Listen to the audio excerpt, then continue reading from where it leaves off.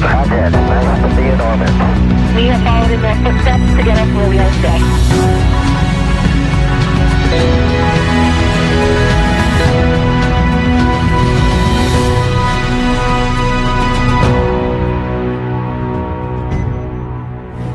Good afternoon and welcome to NASA's Johnson Space Center for our Crew 9 news conference today. We are joined today here in person with our Crew 9 astronauts Nick Hague, Suni Williams, and Butch Wilmore. We'll be taking questions from here in the room and on our phone bridge, but before we do that, we'll kick it off with some opening remarks from our crew. Nick, go ahead. Thanks, Courtney. Wanted to kick off with words that would describe what the Crew 9 mission meant, and I think ultimately it's unique, like every spaceflight mission tends to be, and you don't know exactly how they're going to play out. But I think that the Crew 9 mission, when it comes to it, it highlights to me safety and the importance of the mission and the balance of those two. As you all know, back in the early fall, NASA was balancing the safe return of Suni and Butch with the need to continue the mission that's been going on board the space station for 2.5 decades up there, performing research for the benefit of humanity. And so there was a decision made to send Alex and I up with a couple empty seats and integrate Butch and Suni into the crew of Crew 9. And then bring them back at the end of a long-duration spaceflight mission. And so we sit here today, minus Alex, who's recuperating in Russia right now, with friends and family, thankfully. And we sit here as a testament to the success of that mission. So I look forward to answering your questions. Suni? Yeah, sure. Just wanted to say thanks to Nick and Alex for coming up and getting us and bringing us home, and thanks to so many who prepared us for our mission.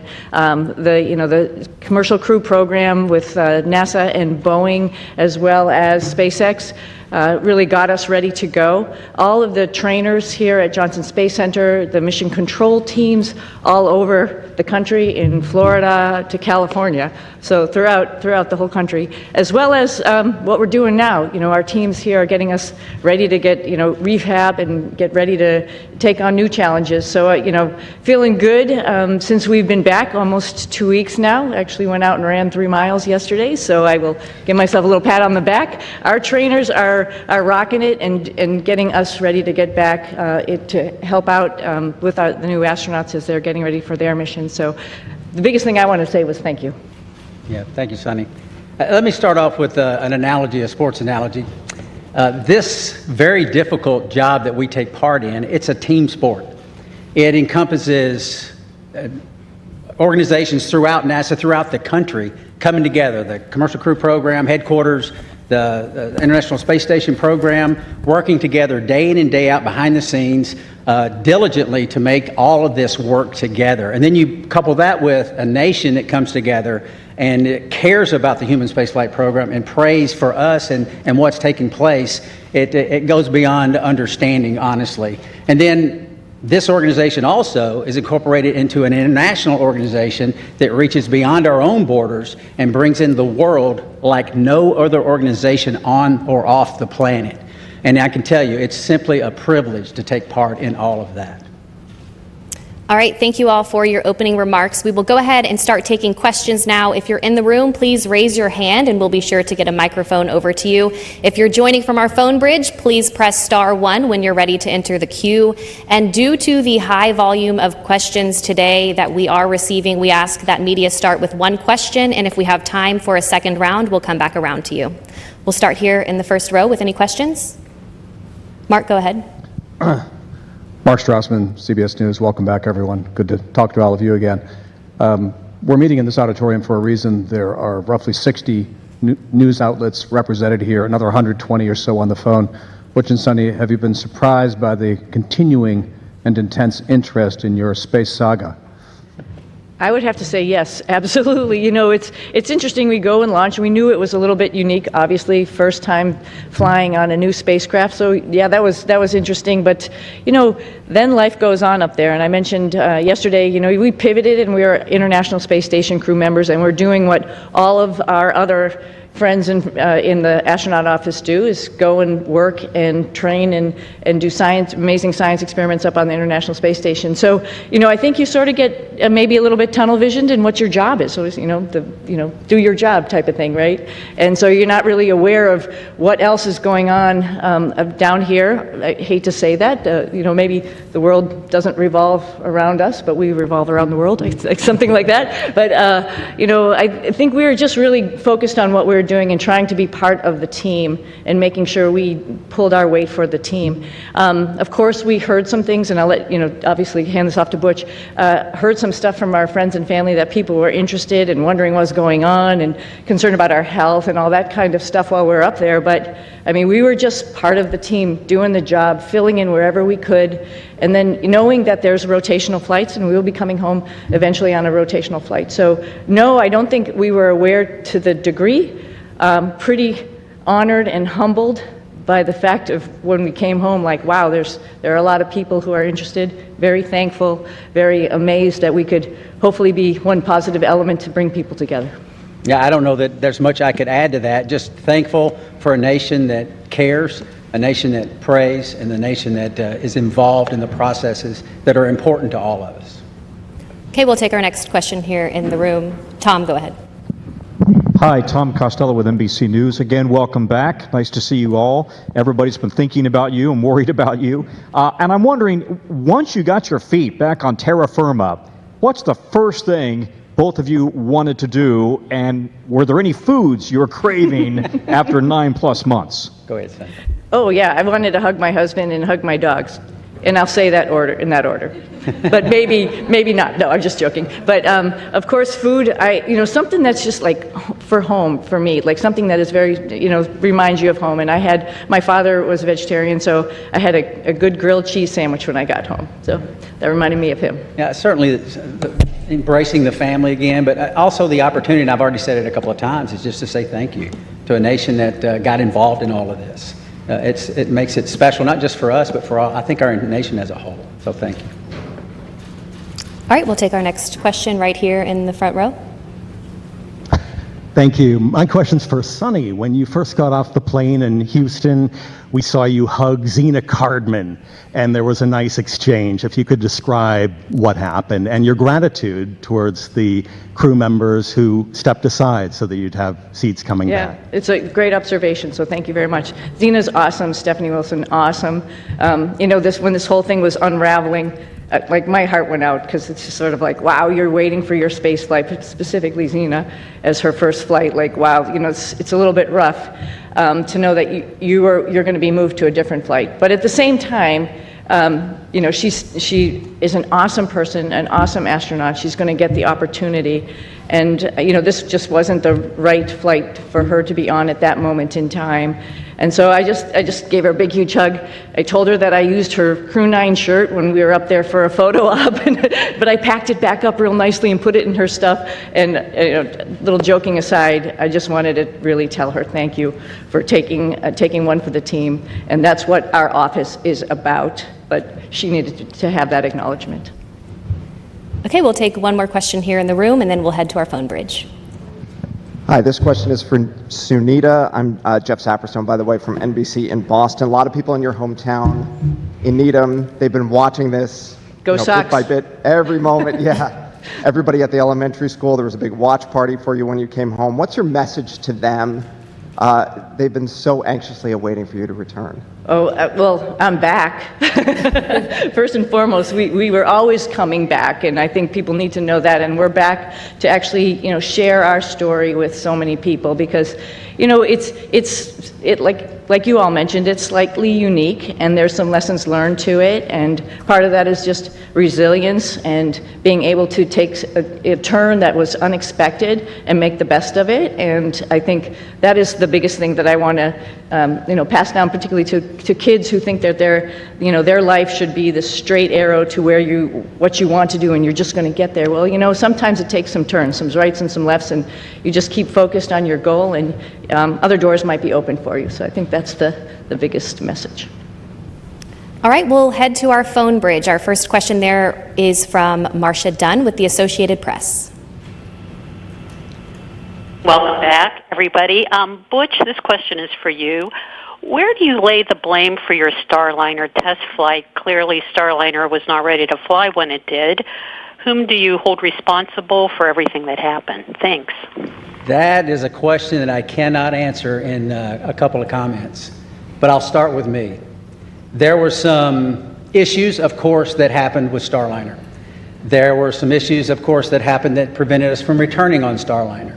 And I'll start with me. There were questions that I, as the commander of the spacecraft, that I should have asked, and I did not. At the time, I didn't know I needed to. And maybe you could call that hindsight, but I'll start and point the finger and I'll blame me.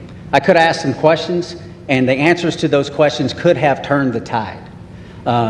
So blame, that's a term, I don't like that term, but certainly there's responsibility throughout all the programs, and certainly you can start with me. Responsibility with Boeing? Yes. Responsibility with NASA? Yes. All the way up and down the chain. We all are responsible. We all own this. And we are, in this business, trust. You cannot do this business without trust. You have to have ultimate trust. And for someone to step forward and these different organizations say, hey, I'm culpable for part of that issue, that goes a long way to maintaining trust. So we're not going to look back and say this happened or that happened and that person's or that issue or that entity's to blame. We're going to look forward and say, what are we going to use our lessons learned from this whole process and make sure that we are successful in the future. This is a tough business. The analogy about it, it's always a curvy road. It's never straight in this business. And minimizing those curves and being systems and processes in effect to prevent some of these curves is what we have to do as we leave low Earth orbit and go beyond to the moon and beyond that. So we're going to look forward, and that's the focus. All right, our next question on the phone bridge is from Anthony with Spectrum News. Hello, welcome back, everyone. It's nice seeing everyone return healthy and safe. I have a question for both you, Suni, and Butch. Given the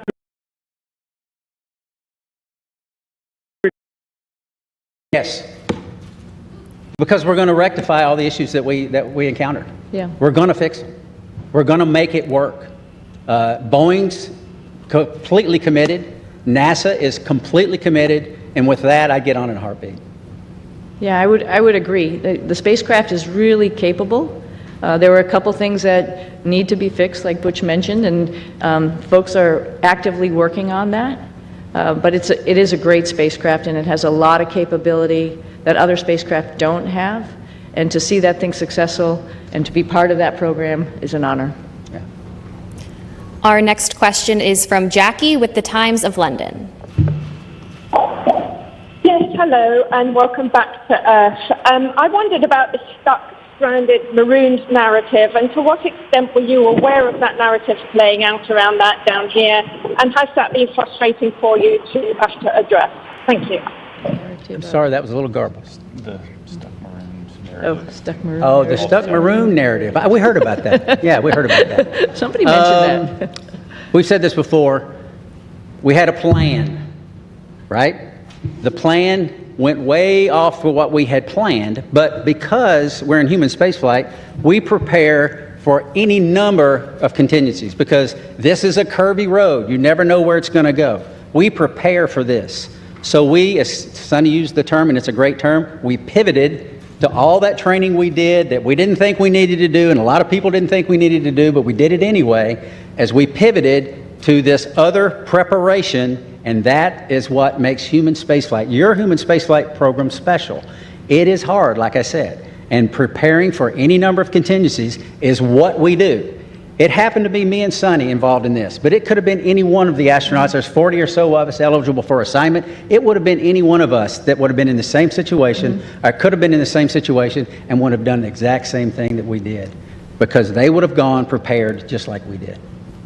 Yeah, and one addition to that, this is a lot bigger than, Butch and myself, like we've talked about already. This is the International Space Station program, and there's a lot of, wheels that are turning and wickets that we have to go through to get people up to the International Space Station to do all of the amazing science that we're doing up there We recognize that, we know that, just like anybody else in the astronaut office, and we came, as Butch has mentioned before, prepared, and we are ready to do that pivot and be part of that bigger thing that's not just about us, knowing that everybody on the ground, there's a huge team of people, like I quickly mentioned in my quick thank you, but there's a huge group of people who are looking at the whole program and understanding how and what was the best time and way to get us back home. We knew that, and we were ready to wait until that decision was made, and that was fine. And I'll also add that we're grateful for people that, I don't think they were looking just at us when they make recommendations. We can do this, we can do that. They're looking what's best for the human spaceflight program, for our nation's goals. They're not looking just about Suni and Butch. And we appreciate those entities that do that and reach out and say, hey, we can do this, we can do that, we can do that. And NASA says, hey, we got a plan, we came prepared, here's what our plan is. And we think this is the best plan because it doesn't disrupt the flow of how these missions lay out. So, and that's the one we went with. Yeah. All right, we'll take our next question here in the room. Andrea, go ahead. Thank you guys for being available today. So your mission became unusually political. Given your experience, do you think other astronauts are going to get nervous that they could be caught in the middle of a political fight? And is there a point where, you know, this starts to jeopardize safety of a mission when you start looking at all these politics that come into play? Thank you. You know, I think Nick's got some good insight on that. Good job.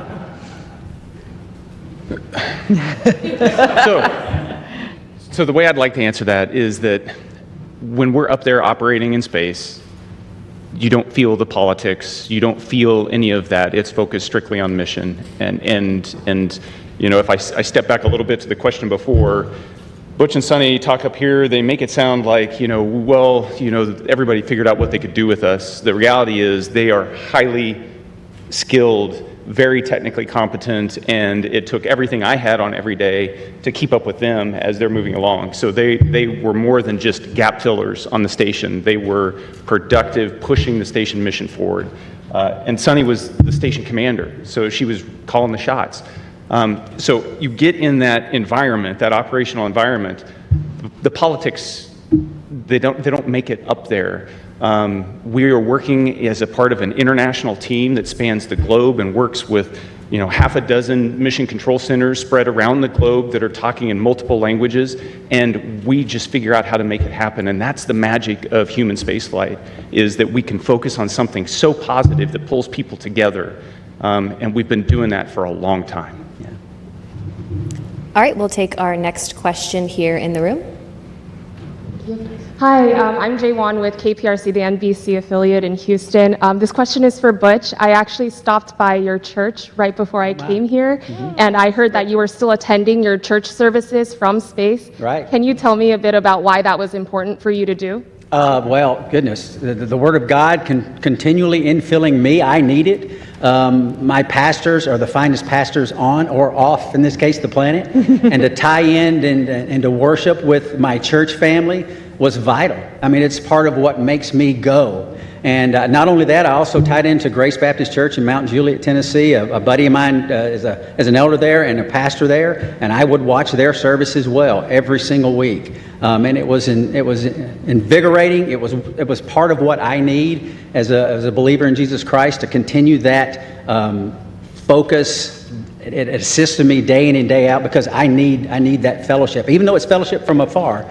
And it's not like being fellowship up close, but still I need it. So yeah, thank you for that. Okay, we'll head back to our phone bridge. Next up is Ryan with NASAspaceflight.com.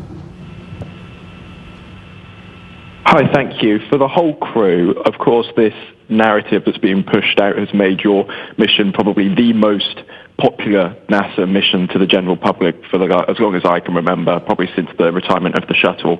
But for the whole crew, do you think this extra attention has been a net positive or a net negative for the agency's sort of popularity and the spaceflight industry as a whole? Thank you. I'll start with this one. Yeah.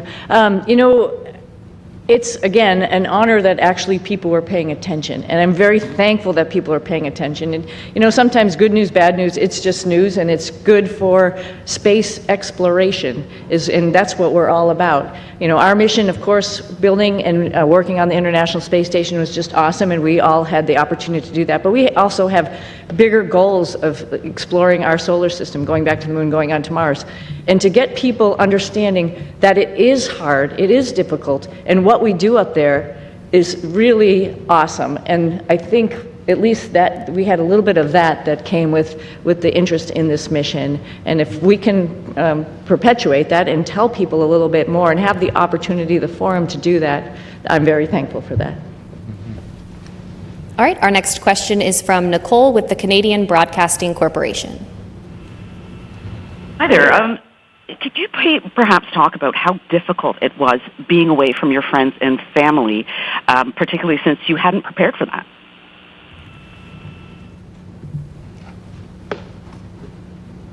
Difficult. Yes, I would say it was difficult. It wasn't in the preparation, but in my family, we talk about these possibilities. We discussed all of this. We never said we were going to be gone for 9 months, but it turned out that way. But the discussions we had, and it's not just discussions prior to the mission launch, this is the way we've trained our daughters from the time they were born, because their dad isn't a unique occupation, right? This is not the norm leaving the planet. And they understand that. And they, again, use that term, pivoted and got on board, understanding that this is part of what families and these type of businesses do. And it's not just in human spaceflight. This is military, armed forces, police forces, all across all different types of occupations that are involved in the possibility of extended stays away. And we're not unique in that. And so they understand that. They have friends that have parents in other areas where they've been involved in similar type situations, and all of that came together. And the Lord's help, we persevered, and they persevered, and I can tell you, I am very proud of them. We'll take another question on our phone bridge and then head back into the room. Our next question is from Tom with Sky News London. Hello, thanks for taking my question. Congratulations on your extended mission and your safe return. Although the political situation around this did bring a lot of attention to space and to the International Space Station, some of the statements that were made during your stay up there caused embarrassment to NASA, forced them to make corrections to statements. Now that you're back, did the politics around your stay make a difficult situation worse? I'm not sure I understood. I didn't understand the question. I missed everything except for that last part. Yeah, you came in just, you were broken up just a little bit. Could you please try to repeat your question one more time? Yeah, I will. Yes. Can you hear me? I was asking whether although the political wrangling around your extended stay in space brought a lot of attention to human spaceflight, it did. Some of the political statements raised caused embarrassment to NASA, forced to make denials about various things that were offered and not offered, and sometimes to your astronaut colleagues.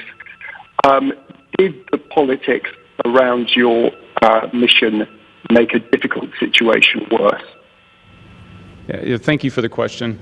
I talked about how the politics kind of, they don't make it up there when we're trying to make operational decisions. So as the commander of Crew 9, responsible for the safety of this crew and getting them back safely, I can tell you that the entire time up there, I launched with that singular objective of showing up to the station and having to integrate Butch and Suni into a crew with Alex and myself.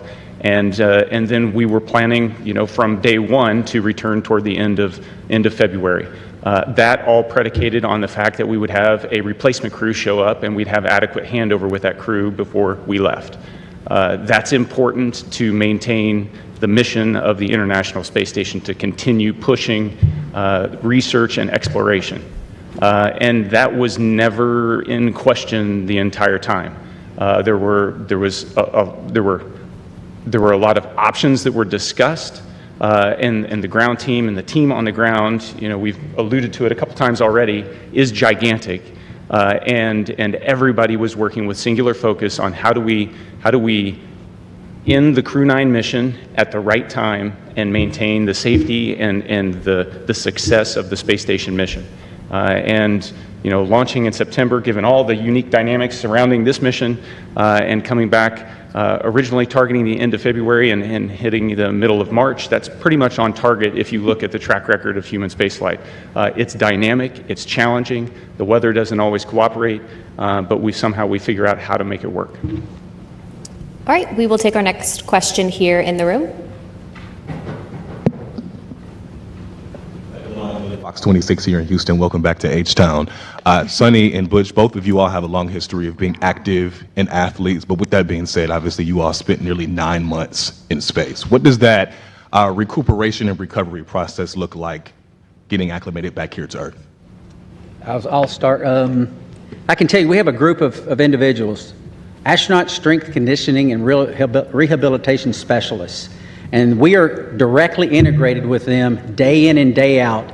They send us protocols to work out, and I can tell you, I'm not as young as I used to be, but I was stronger on space station doing more weight and more reps on exercises than I have in my entire life, because this group of professionals work to get us stronger and stronger and stronger. We're trying to minimize muscle atrophy, minimize our bone loss. So if we go to other planets, the moon and other planets in the foreseeable future, that we will be able to function when we get there. It's a whole science built around this team of individuals that are working to help us better understand human physiology and what zero gravity does to it and how we can mitigate the effects of the bone loss and the muscle atrophy. So day in and day out, I worked out every single day. We went into quarantine on the 22nd of April.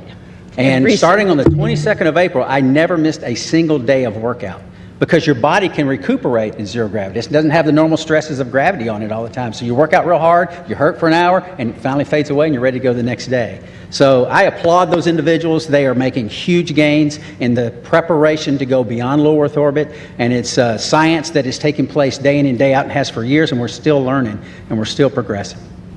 Yeah, at like day 265 on the ARED, because it counts all your days that you go into a workout, I was thinking, I wish the hay was in the barn. But every single day, just like Butch is saying, you got to get on the machine and work out. And it actually is a really great stress relief to be able to have that time up there and run or bike or lift weights. It's really great. And the folks that Butch is talking about, is along with the nutritionists, really are looking out for us and making sure that when we get back here to planet Earth with gravity, we'll be able to function. So yeah, it's an adjustment when we get back, and they're here right with us from day one when we landed, ready to evaluate us and see how we're doing, and then work on a protocol to get us back. And like I said, I sneakily went for a run yesterday, but that's all as a result of their hard work. Yeah, I mean, who would even imagine that you come back from 10 months in space, roughly 10 months, and within a week you run 2 miles at an 8-minute pace? I mean, that's not even conceivable that the body could handle that. But these folks get us ready to where those type of things happen. Okay, we'll take our next question here in the room. Yes, hello. I'm just wondering, there are a lot of people that depend on jobs here in the aerospace industry in the Houston area, 23,000 total. Wow. In the past, when there have been issues with NASA spacecrafts, there have been delays, and now we have another issue with the Boeing Starliner. Is there any concern that your issues with Boeing may delay future projects, future missions? And what would you say to one of your fellow astronauts before they go up on another test flight? Well, that's a great question. Yeah, it's a great question. And I think we all have alluded to it. There's lessons learned. And that's like a piece of hope, right? We're not just sitting here doing the same thing over and over again. And we're learning from every mistake potentially, or maybe a decision that we've made, and how we could make that better and do better the next time. When we go to the moon, we won't have an International Space Station to maybe take a stop at. We really have to get it right. And because of our mission, I think that highlighted some areas where maybe we need to work on and get it right for our fellow astronauts. I think they're encouraged by that, right? You learn and you move on and you get better. And I think that's part of the learning process. It's part of the exploration process. I mean, we are scheduled on Wednesday to meet with Boeing leadership, the program managers, senior chief engineers, to discuss some of these issues. They want to come together with us, Suni and myself, because we live through this with them, and get on board with what the future looks like. And having flight crew with background in test and acquisition involved in the processes going forward to make sure that we're dotting every I and crossing every T. But still, that doesn't mean that you're guaranteed success in anything. Like we've said many times, this is a tough business. And we're learning all the time to go further and further and further. We'll take another question here in the room. I'm Chang from New York Times. This is for you guys. I was wondering if you could sort of talk about your personal future. Sorry. There's been a lot of talk about this uncertainty about the future of the human spaceflight program, suggestions that ISS should be deorbited in a few years, there should be a pivot from the moon to Mars. How do astronauts feel about these potential changes? And 3 years is a lot longer than 8 months. So we've each been able to do multiple missions to the space station, and I'll let Butch and Suni add on to this. But one of the things that I noticed was a dramatic increase in the complexity and just the weightiness of the experiments that we were conducting this time around on the station since 6 years ago when I was last there. And it just gives you this sense that we are in the golden age of the space station right now in terms of the return on investment and what we're able to do there. And it's not just focused on return to benefit the Earth. It's also focused on enabling all those things that we're going to need as we go to the moon and on to Mars. And so I am really optimistic when I think about the future of human spaceflight. Yeah, I would add on to, it was over a decade since I've been up there last, and I was pretty excited about what was going on. There was a lot going on when we first got there. It was an honor to be working with Crew 8 and seeing all that they were doing and just trying to help them with their stuff, and then being prime, moving up to the prime spots for Crew 9 and Expedition 72 as we took on a lot of experiments ourselves as well as spacewalks. And what the space station is doing to help us in exploration is really encouraging, and it's exciting. And I'm a little envious of the future astronauts. The guys who are coming behind us, they're going to have so many wonderful opportunities to do the same as us, add to that exploration, add to trying to find the answers to the next questions. It's going to be an exciting future. So I'm not worried about aerospace industry. I think there's a lot going on, and it's a great time to be in it. We'll take our next question right here. Hi, Ed Lavandera with CNN. Thanks for taking the time today. When you re-entered the Earth's atmosphere and came back to gravity, can you talk specifically about any kind of weird either sensations or experiences that you've had dealing with that over the last couple of weeks? And more importantly, did you know that you guys had been greeted by dolphins when you splashed out? I can tell you that returning from space to Earth through the atmosphere inside of a 3,000 degree fireball of plasma is weird, regardless of how you look at it. Doesn't matter what type. Yeah, it doesn't matter what type. It's thrilling. It's amazing. I remember thinking about the structure of the capsule and the stresses that it was taking, that was ongoing as the drogues came out, and the whole capsule starts shaking and twisting, and thinking about the stresses taking place, and going, "Wow, hope those cables hold." And then the parachutes open up, and then you're like, I've said it many times. There's not a better feeling returning from space that the parachutes open and work. And I didn't have the view in front of me, and thankfully Nick did. He had a view of the camera going out right off the top, and he said, 3 parachutes, I had 4 good parachutes, and I tell you what, it's a great feeling. It was a great feeling. And it's exhilarating because this, again, I can't help because it's within me. This is our national focus, national goals. We don't do this because NASA decides to do this or this or this. This is Congress and everything coming together to affect a human spaceflight program with a purpose. And part of that purpose includes bringing those astronauts back to Earth. And it's a thrilling ride like no other that you could imagine. And satisfying. Yeah. And I had requested dolphins as kind of a joke. Somehow, they pulled it off. Yeah, I just hats off, like Butch said, to Nick he's just commentating the whole way down. So there was obviously, we had trained this and gone over it while we were up on the space station and reviewed, but just to hear everything as it was ticking along, it's just really awesome to, like, you can envision it. You had a display, I think there's a camera that goes up, right, to see it. And Butch and I both had a window on either side where we were, and I was watching through the window as much as I could, but then all of a sudden, with the heating, it glazes over, and then you can't see outside. A funny thing that happened, though, after you can't see, you can still sort of see through it. We knew it was daylight, and we knew the folks were coming out to rig the spacecraft, and I see a little tennis shoe sort of going in front of the window, so I'm like, okay, our friends are here getting us ready to get back on the boat, and that was pretty special, too. I didn't see a fin, though. I wish I had saw a fin. Okay, we'll head to our phone bridge. Our next question from Margaret Smith. Hi, everyone. This is Margaret Smith from Worcester, Massachusetts, the home of Robert Goddard. Started it all.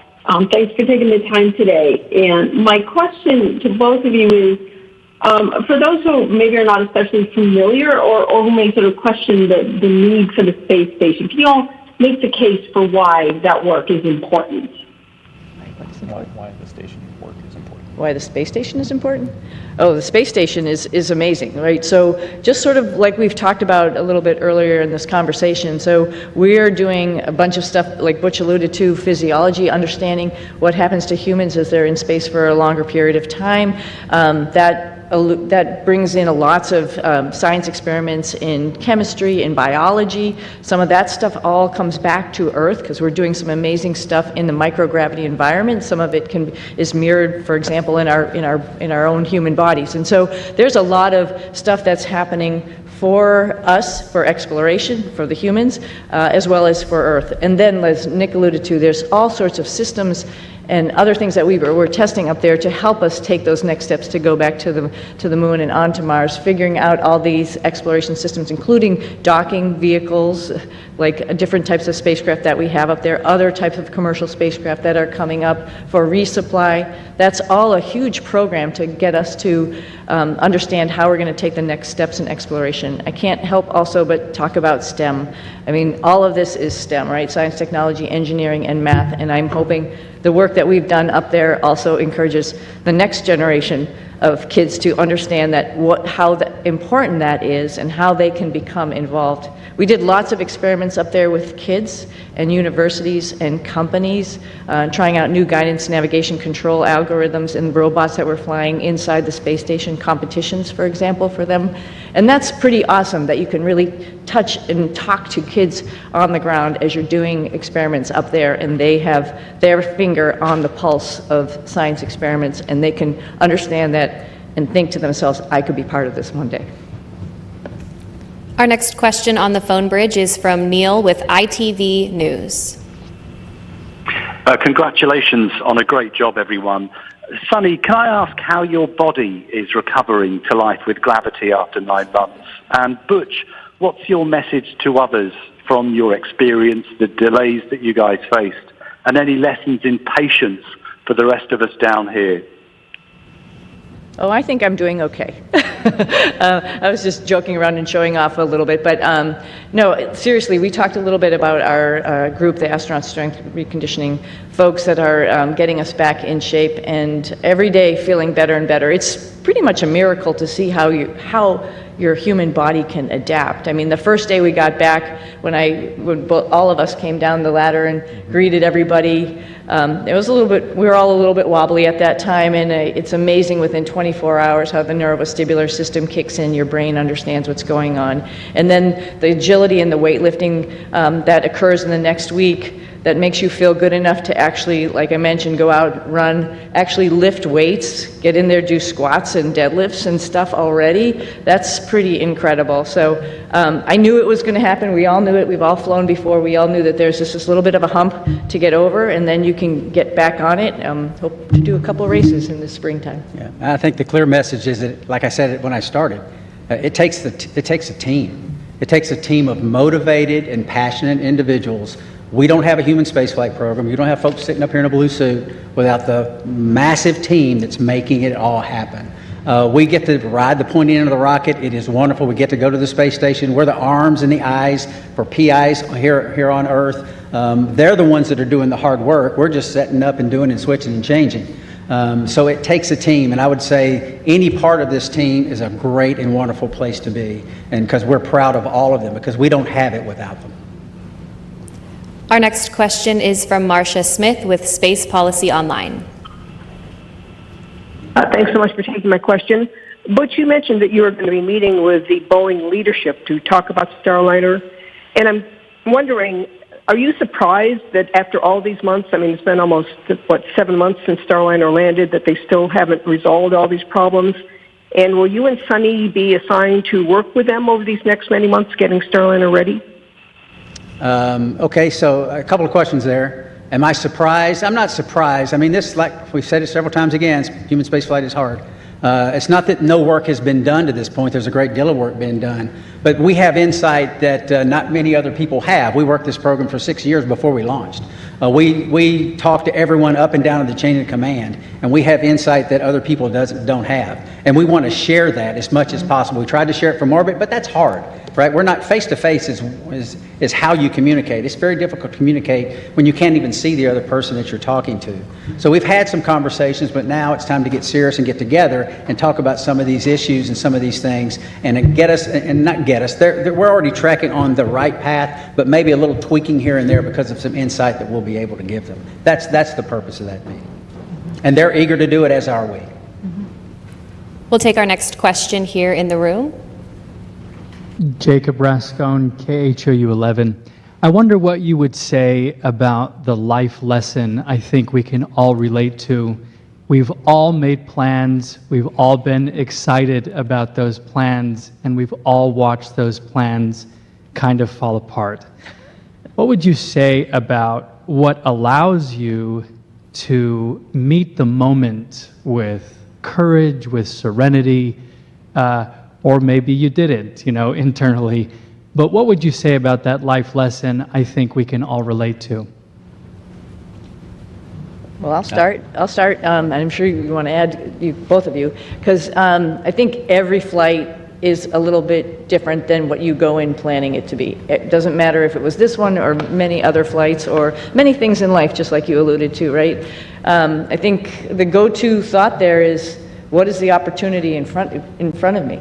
Like, it's not a missed opportunity, it's actually another opportunity that I didn't really think about, and wow, that opens a lot of, like I mentioned earlier, a lot of doors or a lot of things to learn. I think it's great. I think that's the opportunity, that's the point, I think, of the whole thing, is like, when something doesn't go your way, you just have to take the blinders off and look around you and see what other really great things are waiting for you.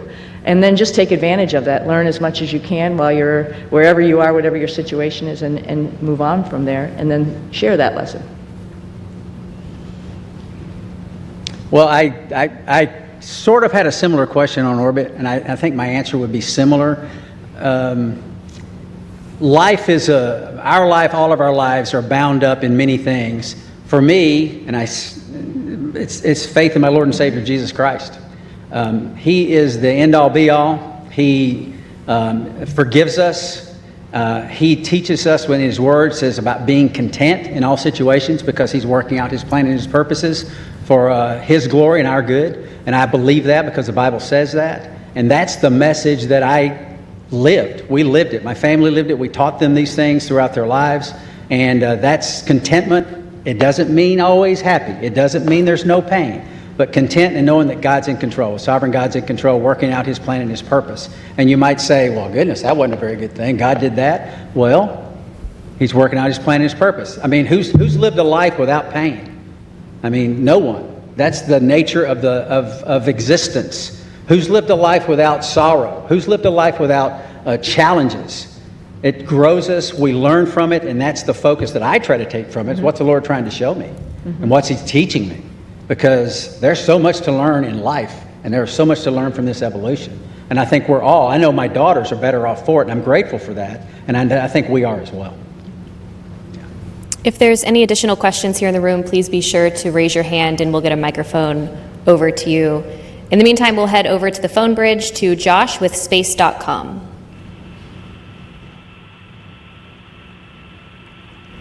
Hi, Josh Dinner. Thank you all so much for doing this. This question is for all three of you. What were the most out of this world and your favorite experiments or tech demos you got to be a part of on this mission? And for Williams and Wilmore specifically, did the extension of your mission create any new opportunities for experiments or research that was not originally planned for the expedition? You start. Sure. So while I was up there, we performed about 150 different experiments. Of those, the ones that you know the most about are the ones where you end up being one of the guinea pigs in the experiment.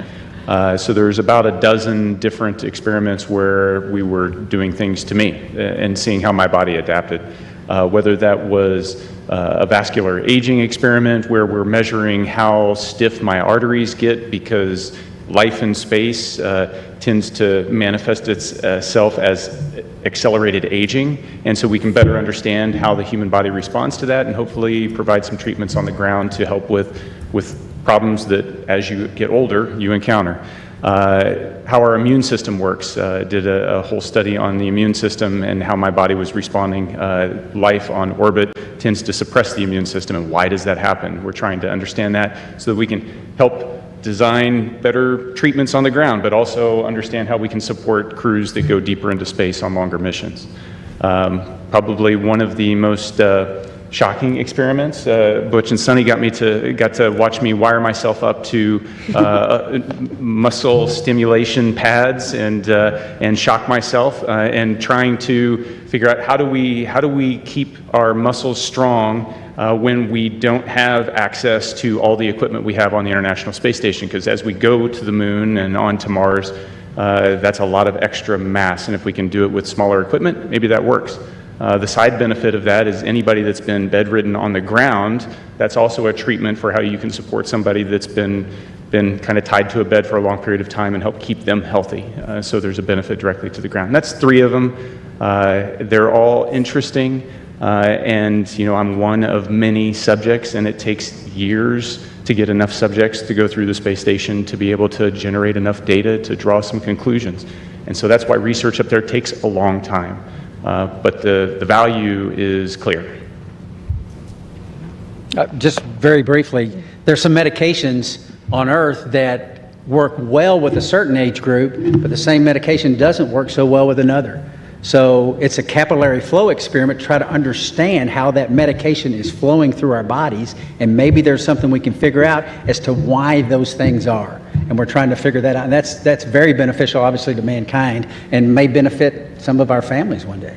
And I just want to highlight some other science that's going on up there, because we have just an amazing person, Don Pettit, who's up on the space station getting ready to come home.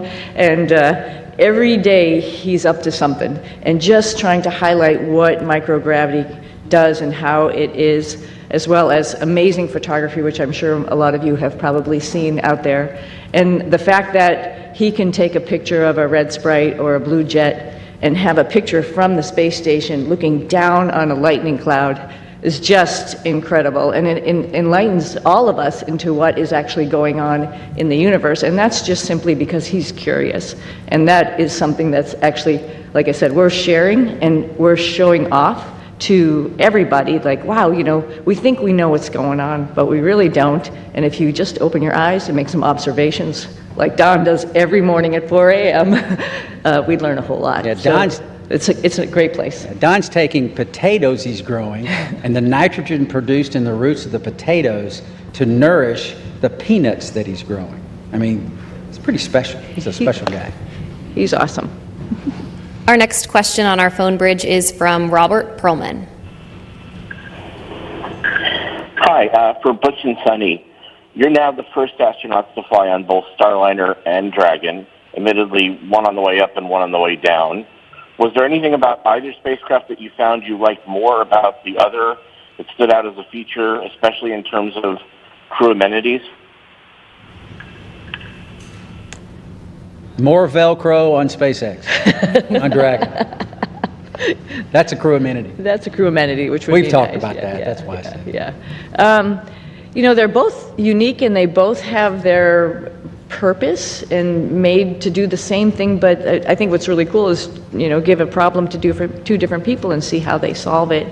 Starliner is a really awesome spacecraft, like Butch had mentioned, with the integration of manual control as well as automation, as well as its vision systems. Dragon is a very comfortable spacecraft that tells you what it's doing, which is very nice versus having to interpret displays as we have done throughout the space programs with, you know, former programs, including shuttle. So they're both different, they're both unique, they both have their place in history. Very honored to have had that opportunity to see both of them up close and personal and ride them both. I don't know if I have a preference, honestly. They're both great for different reasons.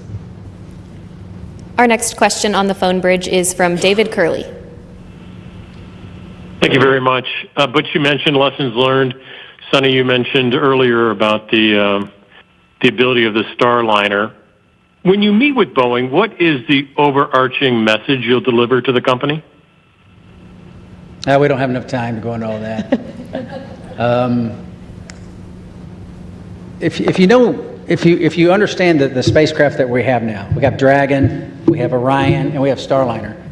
In my opinion, Starliner has the most capability when you think about its ability to maneuver automatically, you think about its ability to maneuver manually in all phases of flight, and then we have a mode, if those modes have failure modes, we have a backup mode where we can go directly from controllers to the reaction control system jets and maneuver the spacecraft.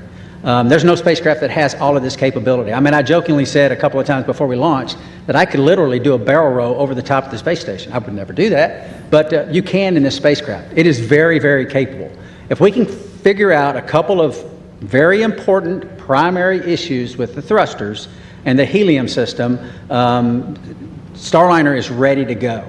We have to do some tests. We have to do some integrated tests. We have to bring it all together in a process of qualification that is not going to happen overnight, but it has to take place. And Starliner will be right in line with the number of missions that Dragon and affect what it is designed to do. And that's ferry crews to and from the International Space Station and cargo.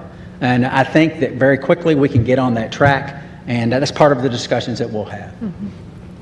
Our next question is from Carolyn with Fortune Magazine. Hello, thank you, and welcome home.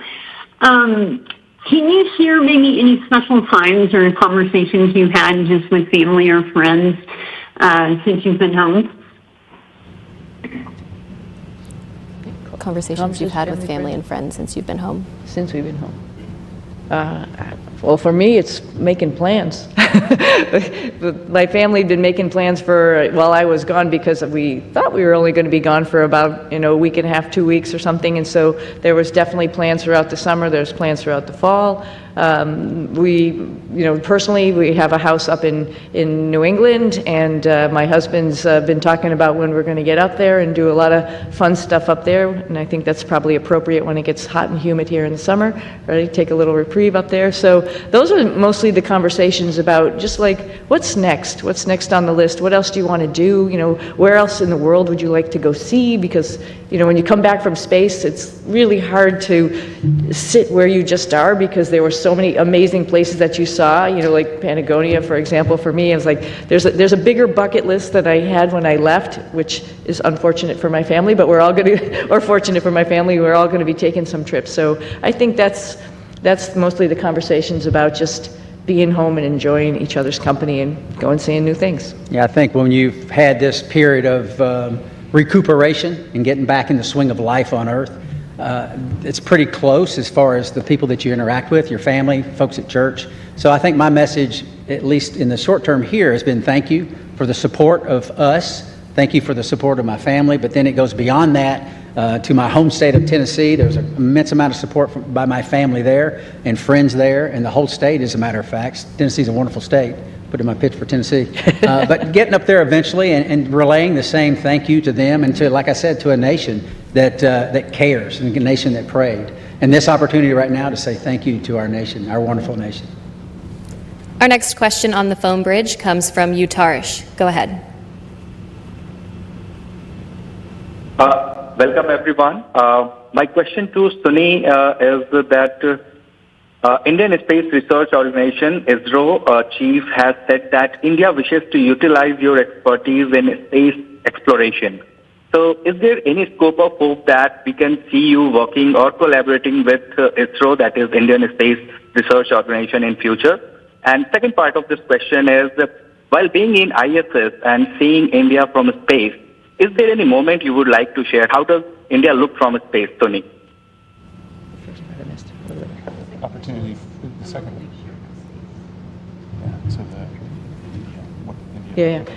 Let me address the second question real quickly. India is amazing. Every time we went over the Himalayas, and I'll tell you, Butch got some incredible pictures of the Himalayas, just amazing. And you can see, like I've described it before, just like this ripple that happened, obviously when the plates collided, and then as it flows down into India, it's many, many colors. I think when you come from the east going into like Gujarat and Mumbai, the fishing fleet that's off the coast there gives you a little bit of a beacon that here we come. And then all throughout India, I think the impression I had was it was just like this network of lights from the bigger cities going down through the smaller cities. Just incredible to look at night as well as during the day, highlighted, of course, by the Himalayas, which was just incredible as a forefront going down into India. I hope, and I think for sure, I'm going to be going back to my father's home country and visiting with people and getting excited about the first, or not the first, but the Indian astronauts who's going up on the Axiom mission coming up. Pretty awesome. They'll have a hometown hero there of their own that will be able to talk about how wonderful the International Space Station is from his perspective. But I hope I can meet up at some point in time and we can share our experiences with as many people in India as possible, because it's a great country, another wonderful democracy that's trying to put its foot in the space countries, and we'd love to be part of that and help them along. Do you plan to take your crew members on that trip with you? Absolutely. You might stick out a little bit, but that's okay. We'll get you all primed with some spicy food. We'll be good. Okay, we have time for one final question on the phone bridge from Jim Siegel. Everybody, Jim Siegel here from Florida Media Now. Thank you for taking my question.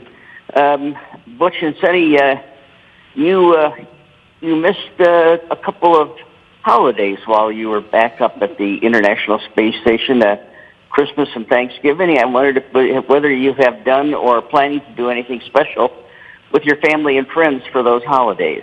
Thank you. I don't think we missed them. Right. I think we celebrated every single one. We actually had a reindeer that we built and rode like a bull. I don't know if you saw those pictures, but we celebrated in style. Trust me. Oh yeah, and Nick was great because he came up anticipating that we were all going to obviously be there for those holidays. So he was like Santa Claus, had his little bag of goodies for all of us, and it was pretty awesome to have the holidays up there. It's pretty unique, and not many of us get to do that. So it was a lot of fun. But this holiday season will be special. Yeah, for sure. Absolutely. Yeah. All right, that's all the time we have for today. Thank you for joining in on our news conference today, and thank you for your continued interest in NASA's SpaceX Crew 9 mission. We'll see you next time.